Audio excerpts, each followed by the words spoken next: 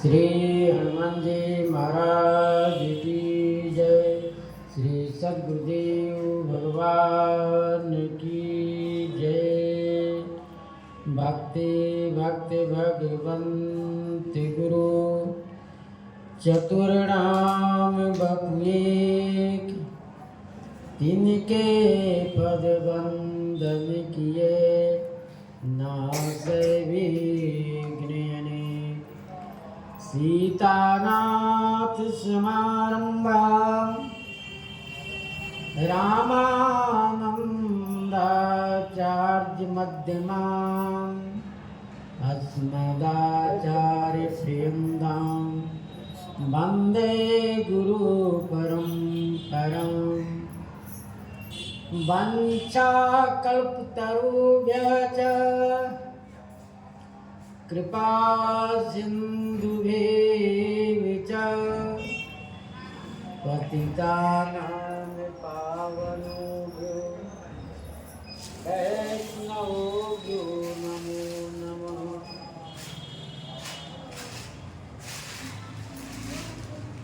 शान्तं शाश्वतं प्रमेयमेघं गिरिवान् शान्तिप्रदम् ब्रह्मास्वम्भपणेदिमनितं वेदान्तवेदं गिरिं रामाख्यं जगदीश्वरं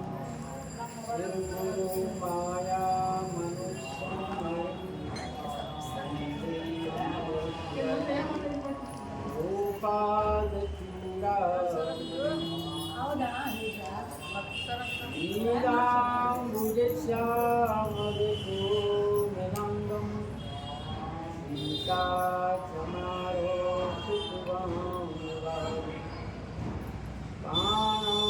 महासायिचारुचापं नमामि रामं रघुवंशनाथं। लोकाभिरामं राजीवनेत्रं रसांशनाथं कारुण्यरूपं करुणाकरं श्रीरामचन्द्रं शरणं प्रपद्ये। मनोजवं मारुततुल्यवेगं जितेन्द्रियं बुद्धिमतां वरिष्ठं वातात्मजं वानरयूतिरुग्रं श्रीरामदूतं शरणं प्रपद्ये। श्री गुरु चरण सरोज रज निज मन मुकुर सुधार। वरण रघुवर विमल जस जो दायक फल चार। सियावर रामचंद्र की जय।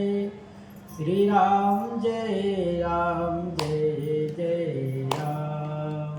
श्री राम जय जय राम। श्री राम जय जय राम। श्री राम जय जय राम। श्री राम जय जय राम। श्री राम जय जय राम। श्री राम जय जय राम। श्री राम जय जय राम। श्री सीताराम नाम महाराज की जय।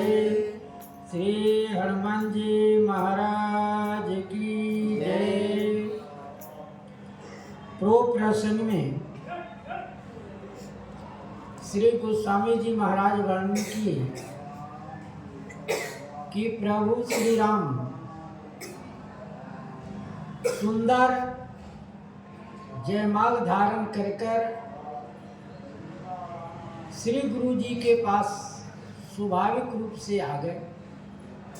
तब जो कुटिल राजा थे उन राजाओं के अंदर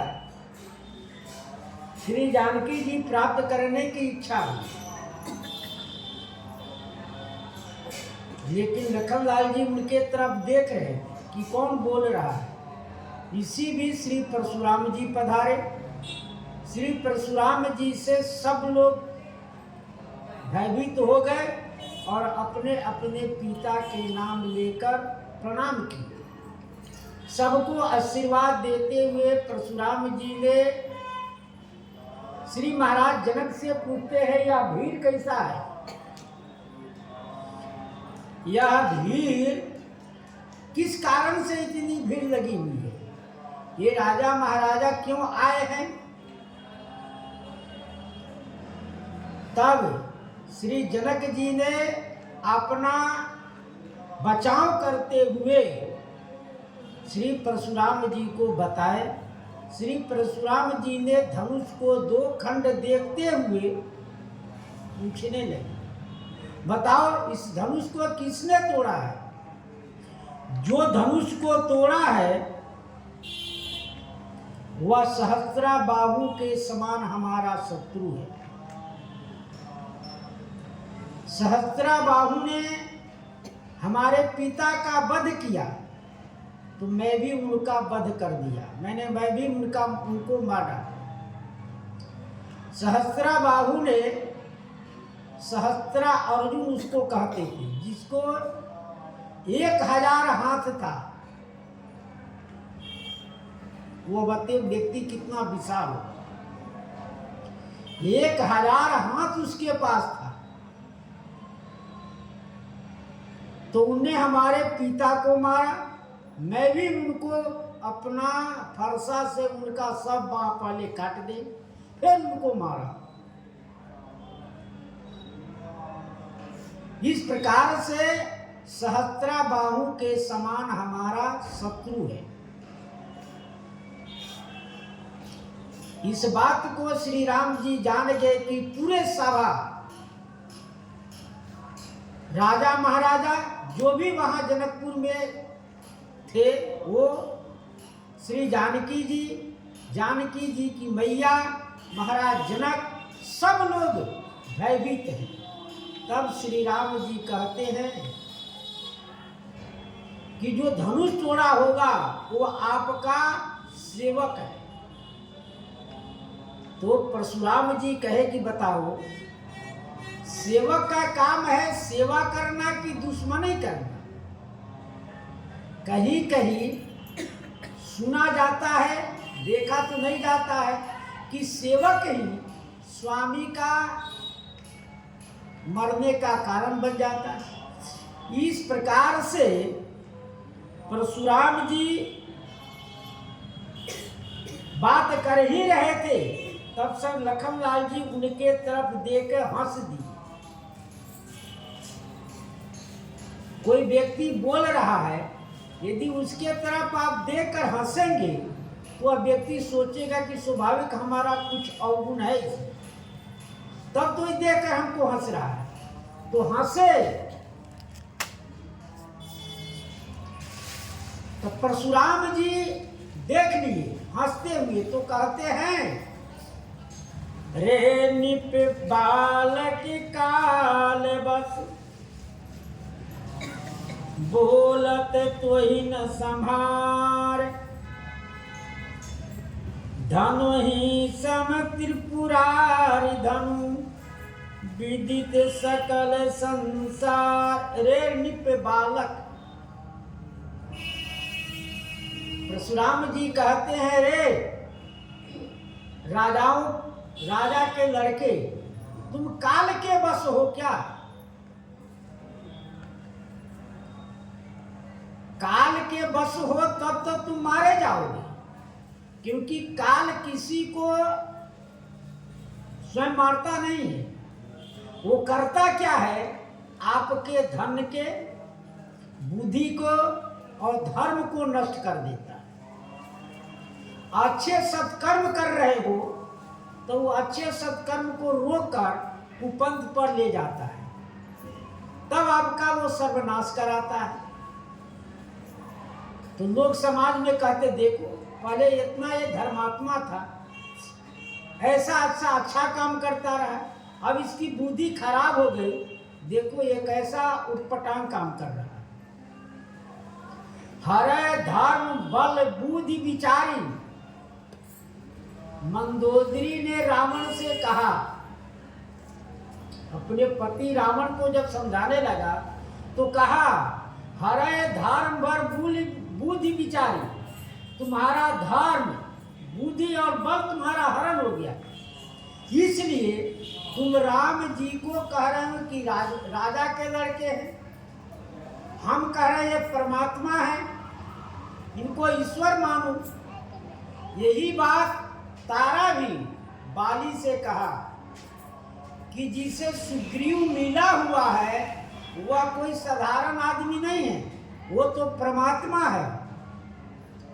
बाली भी कहा कि नहीं, यदि परमात्मा होंगे तो हमको उद्धार कर देंगे, हमारा उन्हीं के हाथ से मृत्यु हो जाएगी।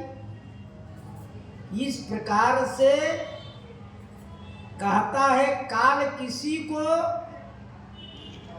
स्वयं डंडा लेकर नहीं मारता है, वह बहाना बनाकर उसको मारता है।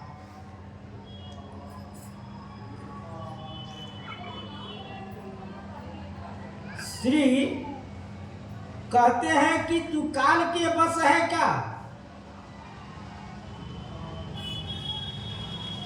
काल के बस होने से आदमी को समझ में नहीं आता है, इसलिए श्री गोस्वामी जी महाराज कहे,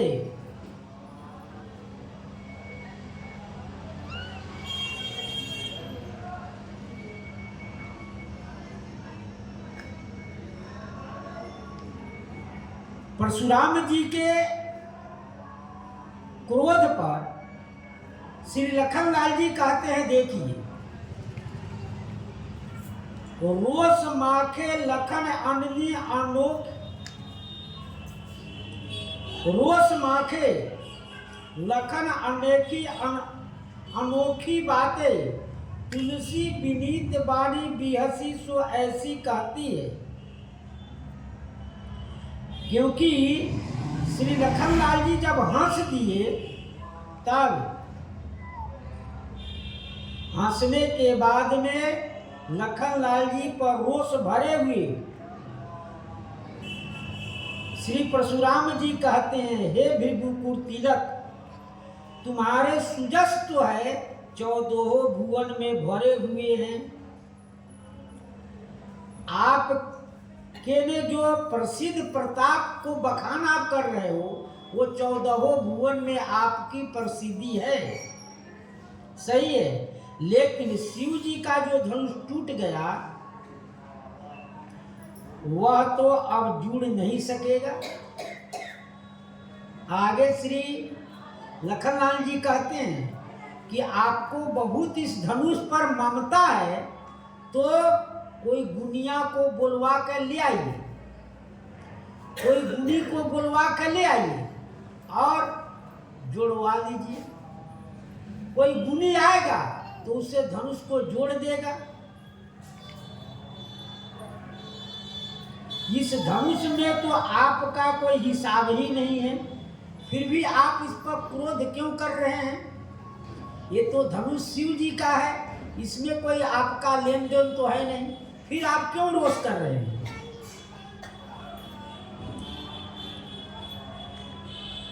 इस धनुष पर किस कारण से आप रोष कर रहे हैं?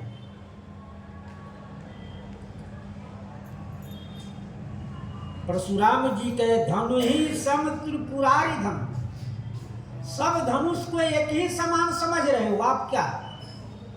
यह धनुष जो है त्रिपुरारी धनुष है, शिव जी का धनुष है। इस धनुष को विश्वकर्मा जी ने बनाए, और विश्वकर्मा जी जब बना दिए तो शिव जी के पास आया। शिव जी ने इस धनुष से त्रिपुरासुर को नष्ट किए, और पूरे संसार में यह प्रसिद्ध है। इस धनुष पूरे संसार में प्रसिद्ध है, इसलिए इस धनुष के बारे में कोई भी यह नहीं कहेगा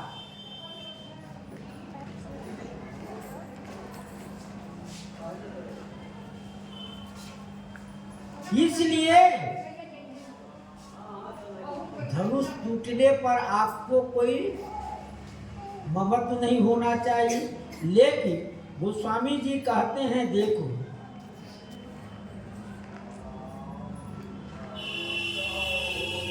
घोर कठोर पुरारी, घोर कठोर पुरारी सरासन नाम प्रसिद्ध पिनाक,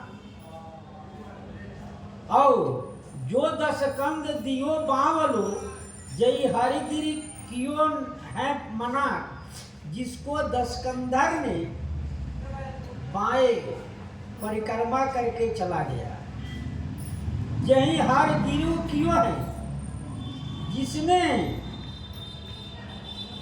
हर माने भगवान शंकर कैलाश को उठा लिए, मैना को उठाने वाला वो सभी चला गया है। तो इस धनुष को आप प्रसिद्ध लखन ने कहा हसी हमरे जाना, सुनहु देव सब धनुष समाना। लखन ने कहा हंसी हमरे जाना, हंसते हुए लखनलाल जी ने कहा हमरे जान में, हमारे समझ में जो भी धनुष है, सुनहु देव सब धनुष समाना, सब धनुष बराबर। क्योंकि लखनलाल जी शेषा अवतार है, इनके ऊपर पृथ्वी का बोझ है, ये पताल में रहते हैं, तो ये कह रहे सब धनुष एक ही समान है, उसमें कोई अंतर नहीं है, इसमें कोई अंतर नहीं है।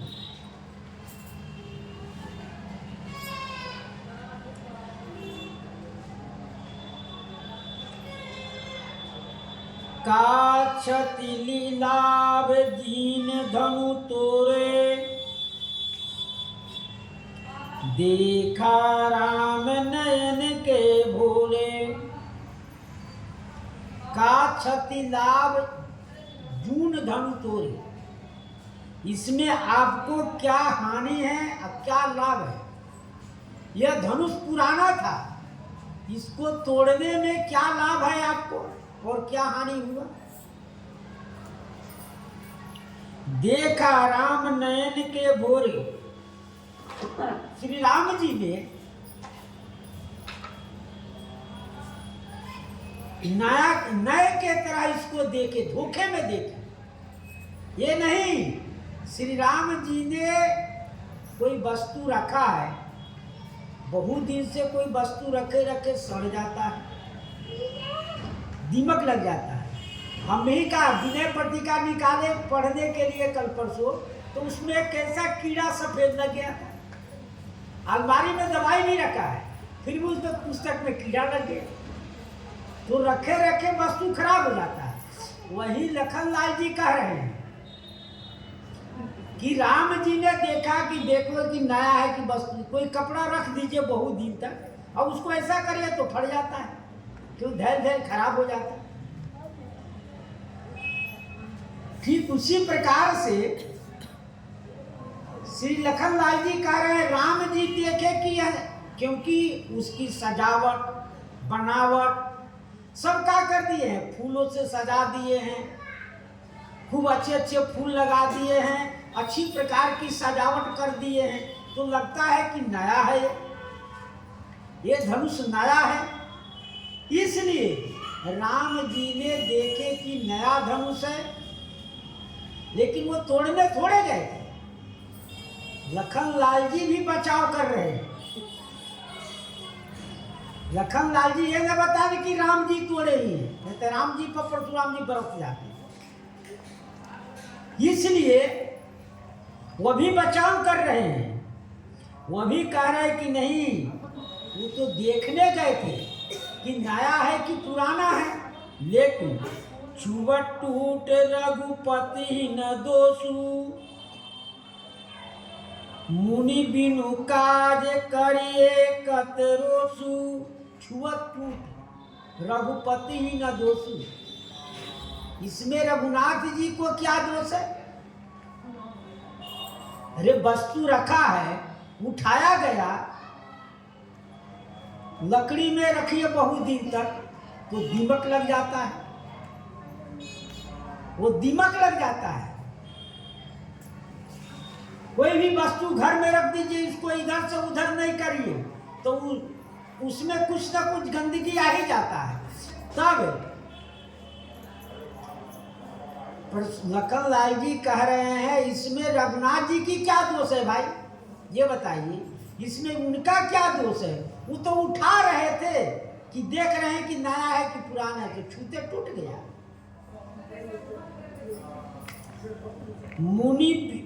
मुनि बिनु काज करिए कतरोसु। हे मुनि महाराज,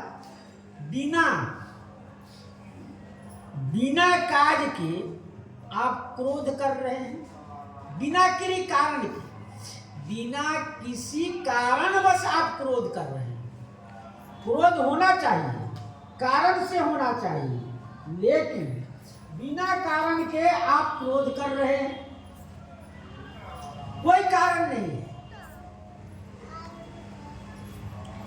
बोले चितय परसु की ओरा,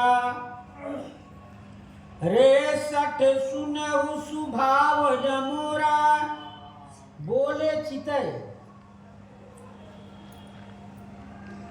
फरसा की ओर देखकर परशुराम जी कह रहे हैं। बोले चितय, फरसा की तरफ दिखा रहे हैं कि देखो। बोले चितय परशु की ओरा, फरसा की तरफ, फरसा की तरफ देखा कर है, देख रहे हो ना। रेसठ सुने स्वभाव न मोरा। रेसठ, तूने हमारा स्वभाव सुना नहीं है, तू ये समझ रहा है कि यह मुनि महात्मा ही खाली है, आपने स्वभाव सुना नहीं। कह रहे हैं कि देखो, मैंने कैसा बाल ब्रह्मचारी अति कोही, 20 विदित क्षत्रिय कुल द्रोही। मैं बाल ब्रह्मचारी हूं, क्षत्रिय कुल द्रोही हूं, ऐसे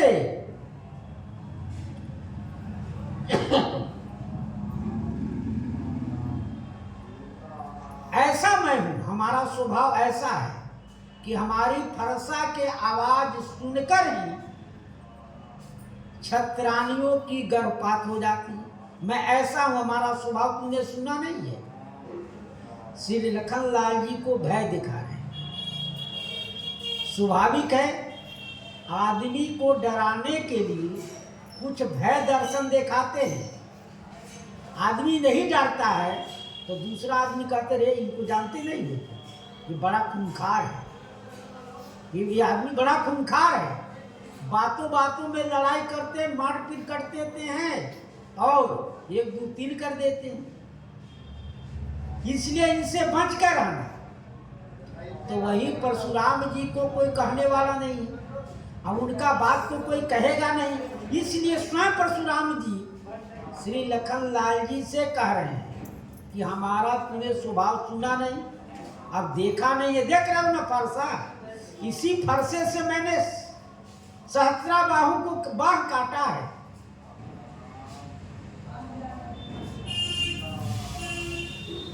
बोले चितय परसु की ओरा, रे सठ सुने स्वभाव न मोरा।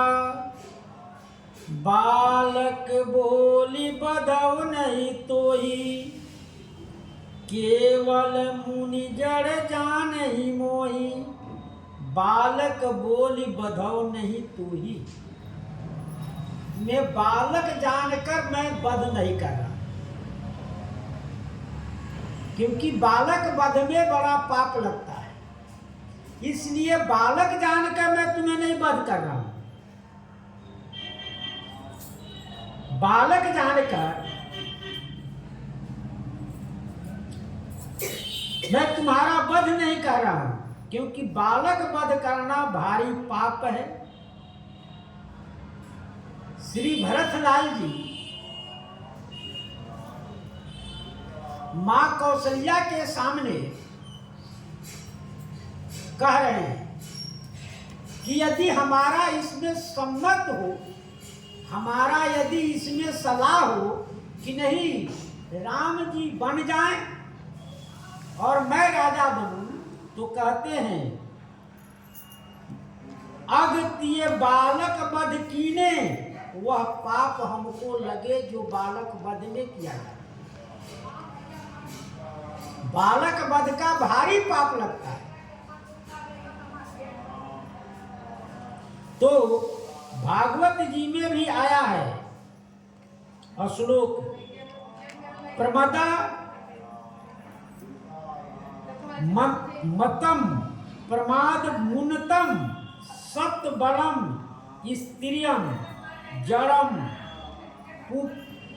प्रापन्नम विरतम भीतम च रिपु हनति धर्म बीतम। यानी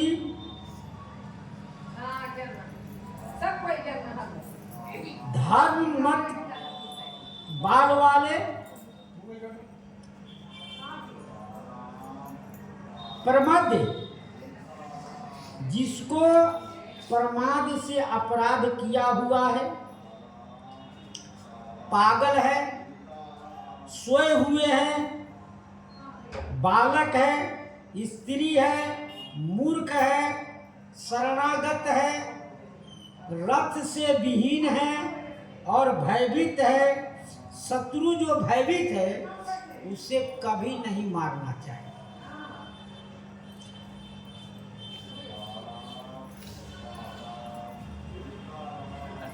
जो किसी कारणवश प्रमाद में अपराध कर दिया है, जो पागल है, इतना ही नहीं सोए हुए हैं, सोए हुए को नहीं मारना चाहिए। बालक है, स्त्री है, मूर्ख है, शरणागत है, यदि शरण में रथ विहीन है आदमी, उन सबको नहीं मारना चाहिए। तो वही कह रहे हैं परशुराम जी, मैं तुम्हें बालक जानकर छोड़ रहा हूं, यदि बालक नहीं होते मैं तुम्हारा वध कर देता।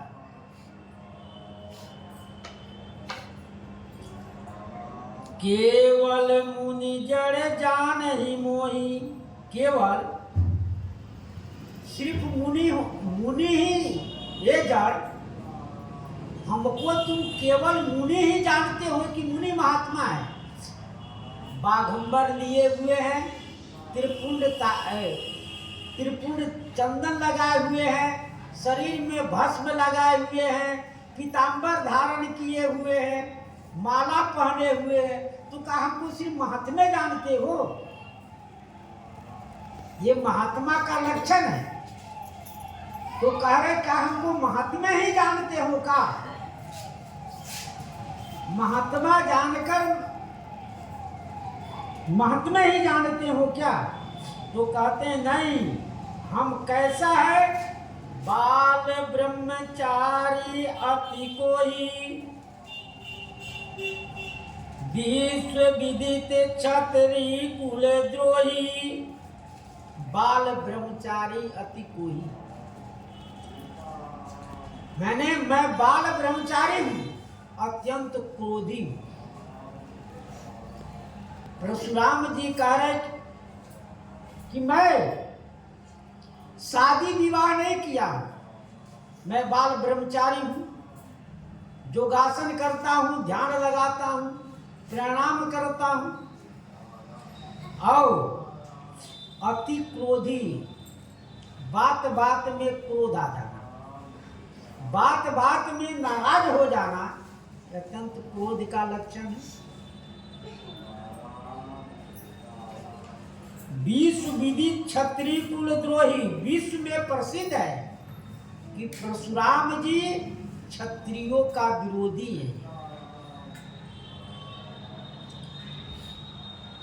भुजबल भूमि भूप बिनु कीन्हे, विपुल बार मई देवन दीन्हे। बार बार, विपुल बार, एक बार नहीं अनेकों बार, अनेकों बार मैंने इस राज को, इस भूमि को जीत कर किसको दिया?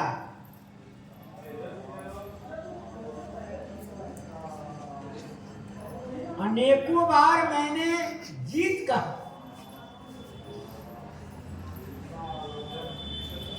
किसको दिया? मैंने ब्राह्मणों को यह पृथ्वी दान कर दिया। अनेकों बार मैंने पृथ्वी दान कर दिया।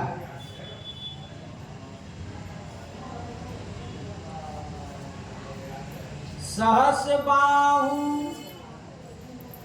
भुज छेदन न्यारा, परसु विलोक मही पे कुमारा।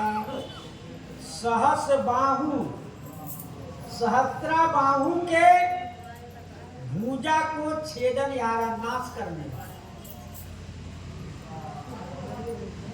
परसु विलोक मही पे कुमारा। हे राजकुमार, ये फरसा को देखो, मैंने इसी से क्षत्रियों का नाश किया हूं, इसी से सब क्षत्रियों का नाश किया हूं। सहस्त्रा बाहु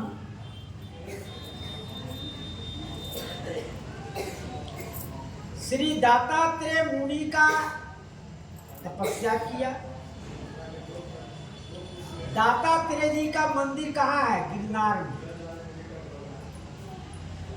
ऊंचे पहाड़ी पर है गिरनार में दत्तात्रेय जी का मंदिर। तब उनके कृपा से उन्हें वरदान प्राप्त किया कि ऐश्वर्य शक्तिमान हो,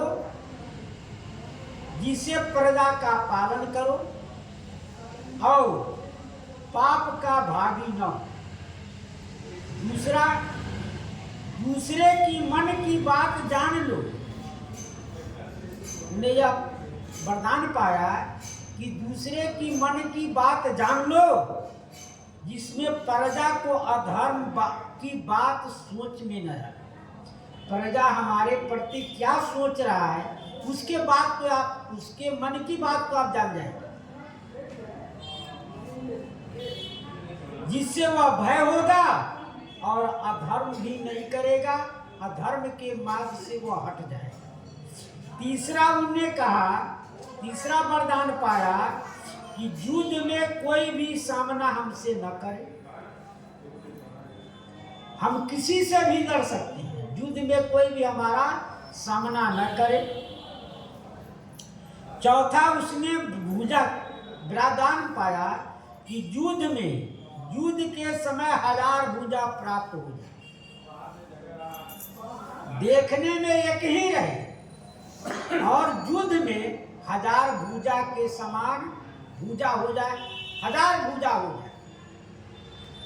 जैसे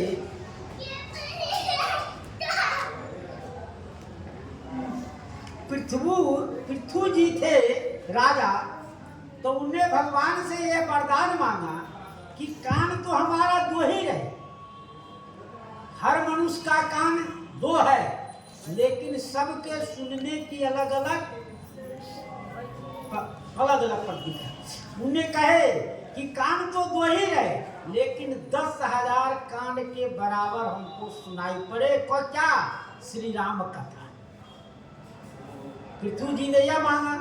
सहस्त्रा बाहु ने मांगा कि हमको सबको दिखाई पड़े 2 भुजा, लेकिन युद्ध में 1000 भुजा हो जाए। इतना 1000 भुजा से मैं लड़ूं। उसके बाद में श्री दत्तात्रेय ने कहा, संग्राम में अपने से अधिक वीर से तुम मारे जाओगे। संग्राम करते हुए यदि तुमसे अधिक बलवान वीर है, तब तुम मारे जाओगे। कुमार्ग के प्रवृत्त होने पर सन्मार्ग का उपदेश प्राप्त हो जाएगा तुम्हें। यदि तुम कुमार्ग पर चल रहे हो तो कुमार्ग पर चलते समय तुम्हें अच्छे मार्ग का ज्ञान हो जाएगा कि नहीं यह गलत हो रहा है, नहीं करेंगे। सातवां है श्रेष्ठ अतिथि की प्राप्ति हो, निरंतर दान से धर्म न घटे। तुम जब भी दान करोगे तो दान धन उतने के उतने बना रहेगा, धन कम नहीं होगा तुम्हारा। दान करने से धन कम नहीं होता है। और स्मरण मात्र से ही राष्ट्र में, देश में धन की अभाव दूर हो जाए। यदि तुम धन की इच्छा करोगे कि हमारे राज्य में धन की बहुत कमी है, तो वह सारी संकट दूर हो जाएगी तुम्हारी। और स्वर्ग का एक दिव्य उसको विमान मिला। वह विमान की गति क्या रही? अभ्यात गति है। जैसे पुष्पक विमान मन की वेग से चलता है।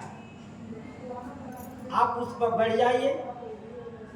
जो पुष्पक विमान कुबेर के पास रहा और कुबेर का भाई रावण अपने भाई से छीन के ले गया। आज नहीं, आज की प्रथा नहीं है, ये प्रथा बहुत देवताओं से भी चल रहा है। कश्यप जी की 2 पत्नी, एक से देवता हुए, एक से दैत्य हुआ। तो 2 पत्नियों को दोनों भाई हुए, एक बाप के 2 बेटे हुए, तो दोनों आपस में लड़ गए।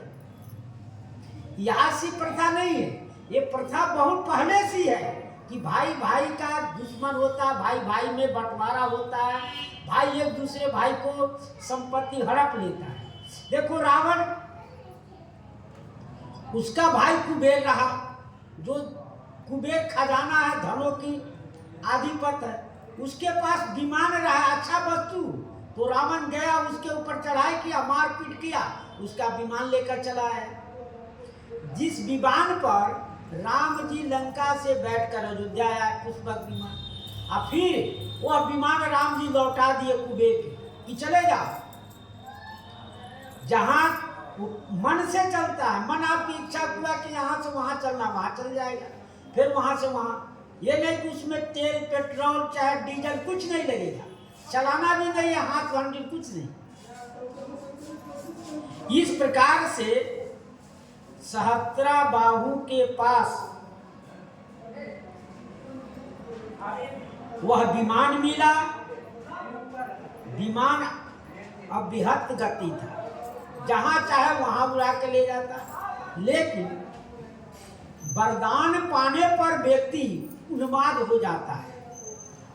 स्वाभाविक है, संसार में देखा जाता है जिसके पास धन संपत्ति हो जाता है ना, वो स्वाभाविक व्यक्ति उन्माद हो जाता है कि हमको सब वस्तु प्राप्त हो गया, अब हम जो चाहेंगे सो करेंगे। न हमको किसी का भय रहेगा, न किसी का कुछ रहेगा। यदि भय भी रहेगा तो पैसा हमारे पास इतना है, पैसा दे देंगे, हमारा काम हो जाएगा। इस प्रकार से उसको इतना उन्माद हो गया, क्योंकि 8-9 प्रकार के वरदान पा लिया। कोई भी वरदान उसका अच्युत नहीं है, सब वरदान सफलता के लिए है। तब उन्हें क्या किया?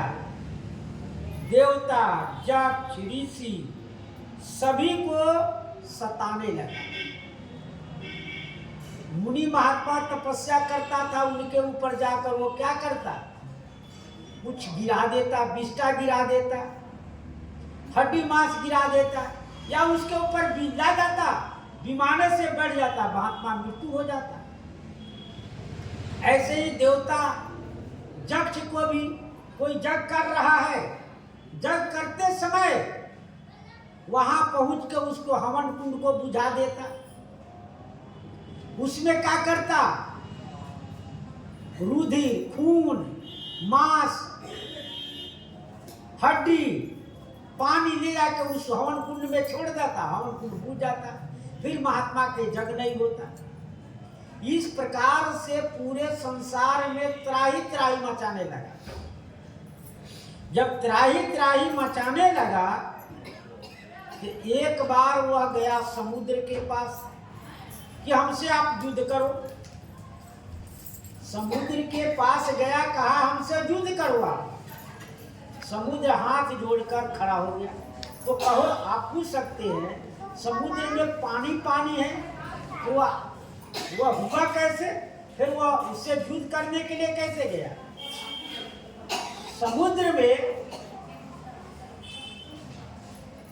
सबका देवता होता है, सबका देवता होता है। पेड़ पौधों का भी देवता होता है। इसलिए समुद्र हाथ जोड़कर कहा कि नहीं, हम आपसे नहीं लड़ेंगे। आपको यदि लड़ना हो तो परशुराम नाम का एक जमदग्नि जी का पुत्र परशुराम है, उनसे जाकर आप लड़िए। तो उसके पास बहुत सेना थी।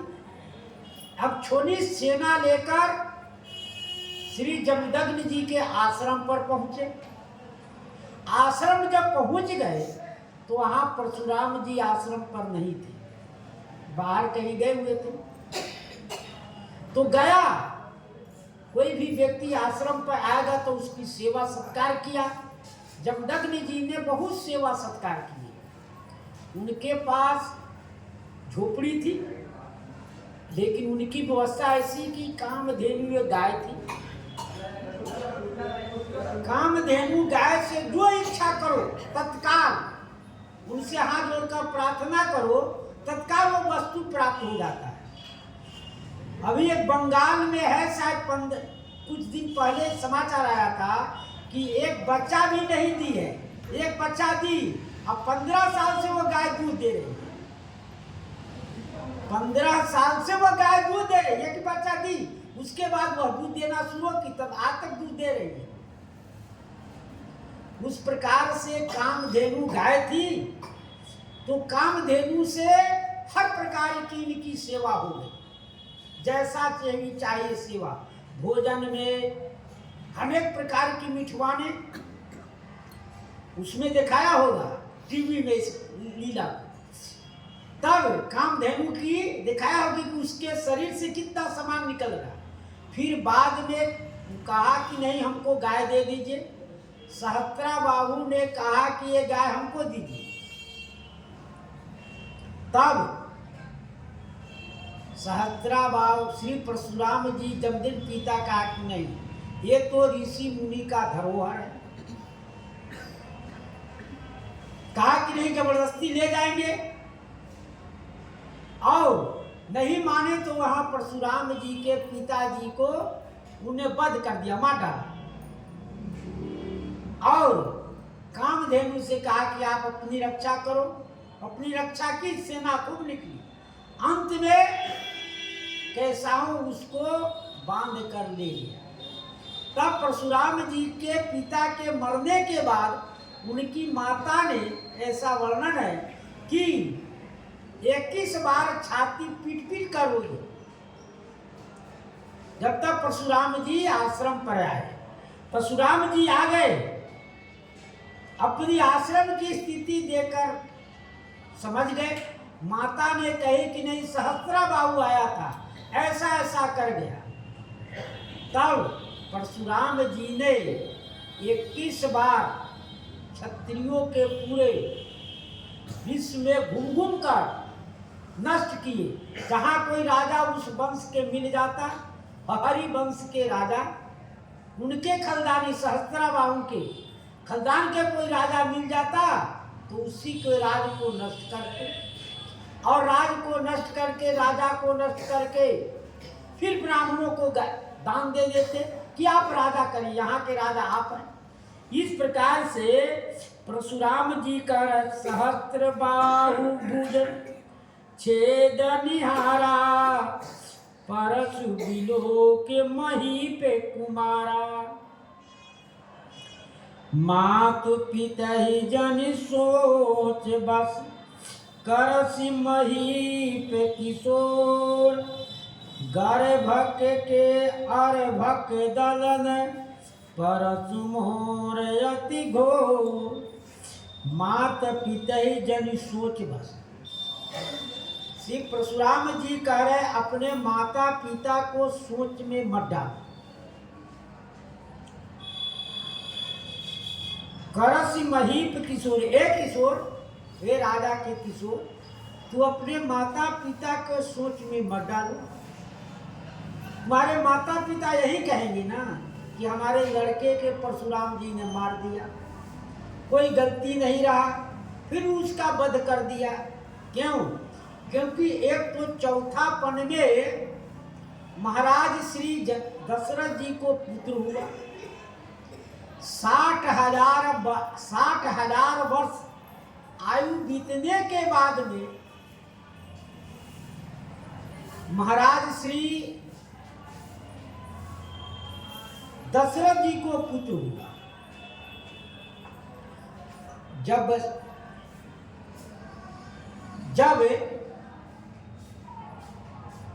विश्वामित्र जी लेने के लिए आए तब महाराज श्री दशरथ जी कहते हैं, चौथे पन पायो चारि, राम देत नहीं बनई। चौथे पन में मैंने पुत्र की प्राप्ति की। जब चौथा पन में पुत्र होता है तो उसमें अधिक स्नेह होता है। अब अभी तुम बड़े पुत्र को मांग रहे हो, यह हमको देने में नहीं बनता है।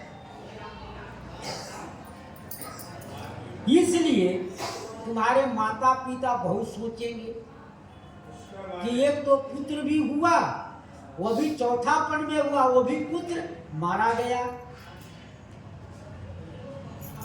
गर्भन के अर्भक दलन परसु मोर अति घोर।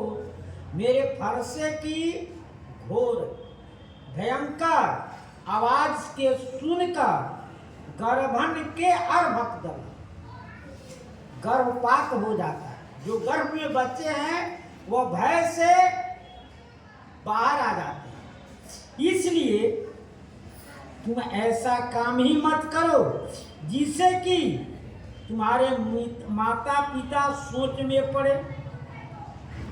श्री गोस्वामी जी महाराज कवितावली में कहे कि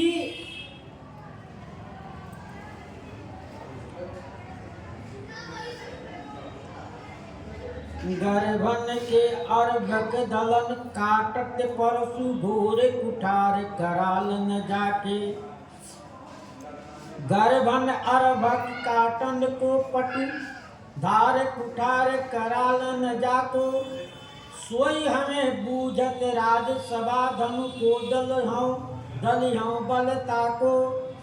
धनु आनन उतर देत बड़े लई हैं मरी हैं करी हैं कचुसा को। गौर गरुर गुराम भरो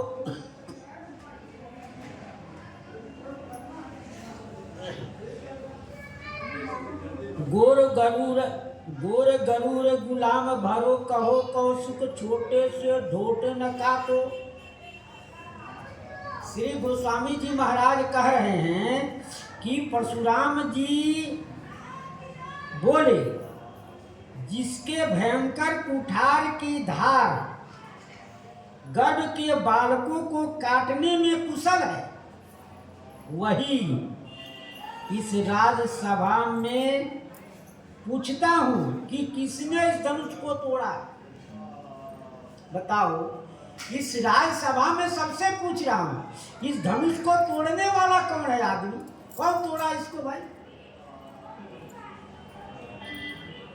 उसके बल को मैं नष्ट करूंगा। छोटे मुंह से बड़े बड़े उत्तर देते हो। लखनलाल जी से कहते हैं, छोटे मुंह से बड़े बड़े उत्तर दे रहे हो। कहावत है नहीं, छोटी मुंह बड़ी बात, वही बात है। छोटी मुंह बड़ी बात। यदि छोटे आदमी किसी बड़े आदमी को कुछ कह दे तो उस पर नाराज हो जाता है। बात सत्य कहता है। छोटा आदमी सोच संभल कर बोलता है, ये नहीं है कि कुछ जो चाहे सो बोले। बड़े आदमी के बोलने में कुछ भय नहीं नहीं होता है, लेकिन छोटे आदमी को बोलने में भय होता है। यदि मैं कुछ कहूँ तो दंडित करेगा। इसलिए परशुराम जी कहते हैं कि देखो तुम बहुत छोटा हो, अब बढ़ चढ़ के बात करते हो। क्या लड़ मर कर कुछ नाम करोगे? हे कौशिक, यह गोरे और घमंडी गुलाम से भरा हुआ छोटा सा बालक किसका है? श्री कौशिक मुनि से पूछे, यह बालक है किसका, हमको बताइए।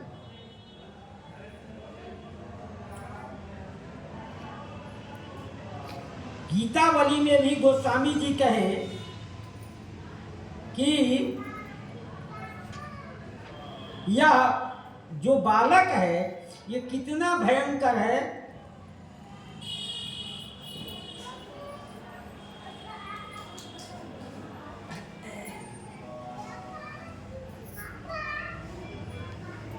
पठे बिनु सहाय पयोधि केल बाण धनुधारी अति स्नेह। तुम्हारे माता पिता का अत्यंत इन पर स्नेह होगा, क्योंकि माता पिता सोचते होंगे कि हमारा बालक गया है खेल में, और खेल खेल में यदि तुम पकड़े जाओगे, मारे जाओगे। अति स्नेह का तरी मात कहे सुन सकी बचन दुखारी अति स्नेह बस।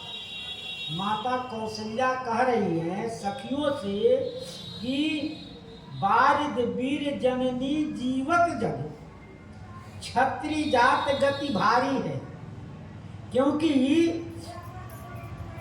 अत्यंत दुखी होकर माता कौशल्या सखियों से कहती है, संसार में वीर पुरुषों की माता का जीवन तो व्यर्था ही है। कैसे? क्यों? और क्षत्रिय जाति की गति ही बड़ी ही विकट, अत्यंत विकट होता है। कब युद्ध में कौन मारा जाए कोई ठीक नहीं। इसलिए तो कहते अपने माता पिता को सोच में मत डालो।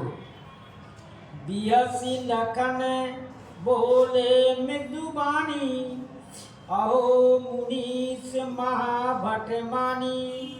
पुनि पुनि मोहि दिखाऊ कुठारू चाहत उड़ावन फूंकी पहाड़ू। बोले बिहसी लखन मृदुबानी। श्री लखनलाल जी हंस दिए।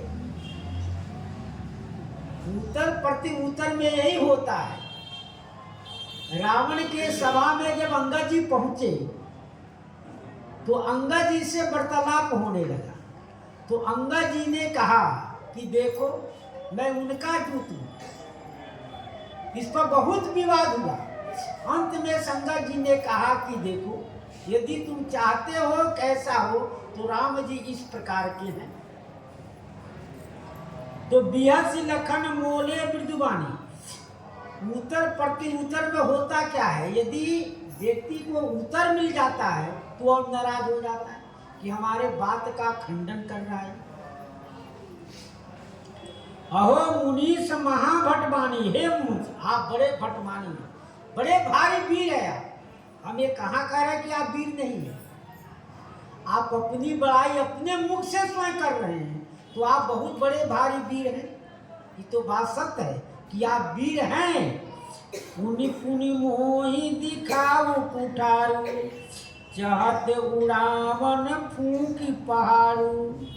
बार बार आप हमको कुठार दिखा रहे हैं, फरसा को दिखा रहे हैं, तो आप चाह रहे हैं कि पहाड़ को फूंक से उड़ा दे। पहाड़ कहीं फूंक से नहीं उड़ता है।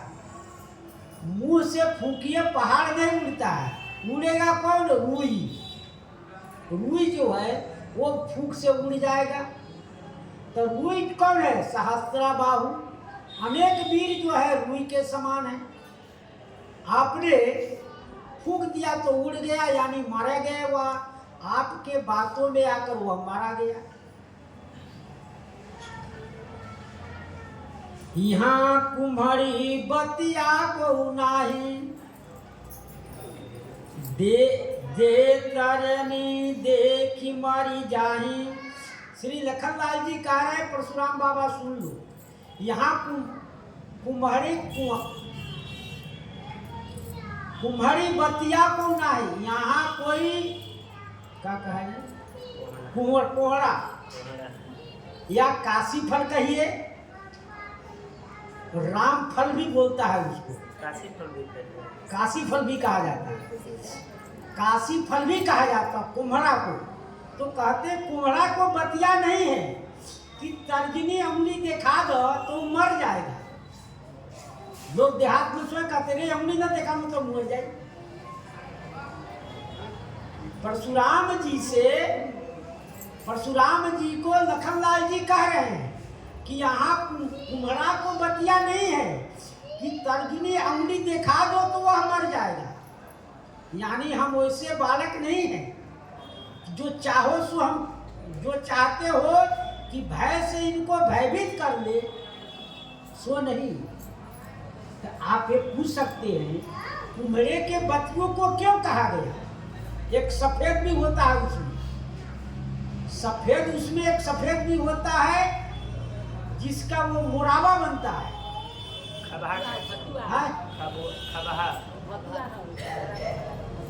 भतुआ कहते हैं। तो गोस्वामी जी महाराज कुम्हड़े के क्यों कहे, कुम्हड़े के बतियों को क्यों कहे?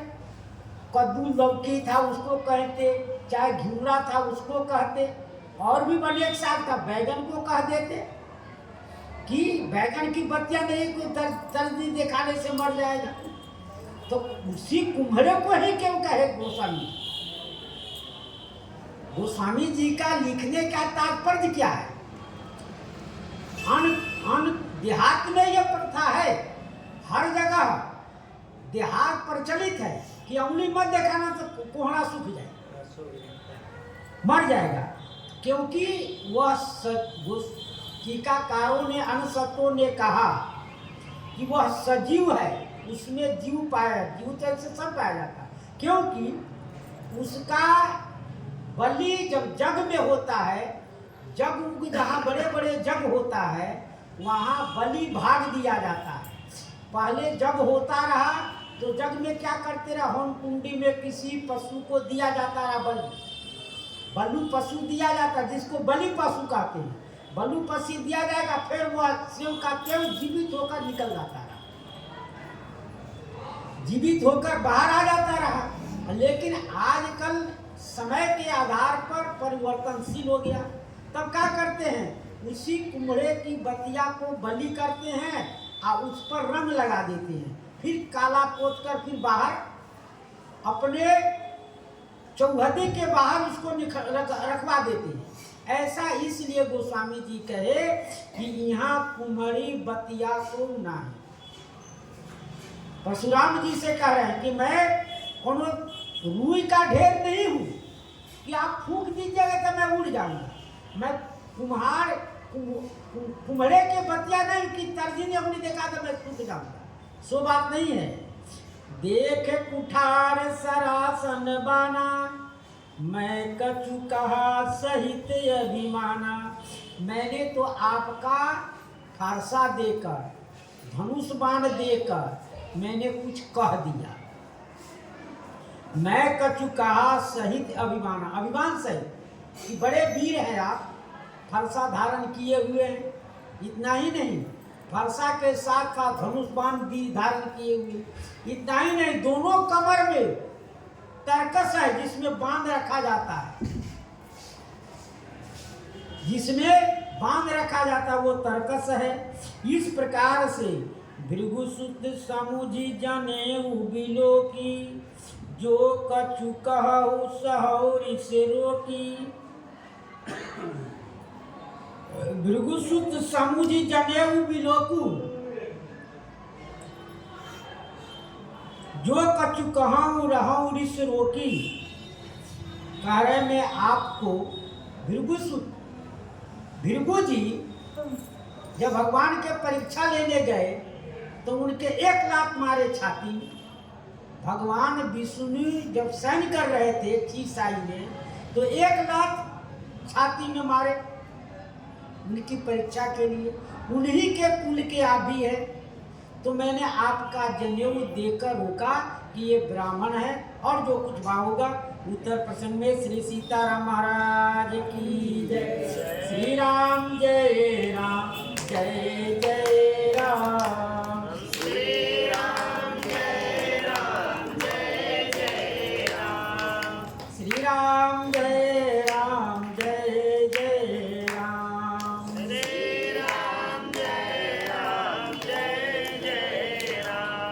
श्री राम जय राम जय जय राम।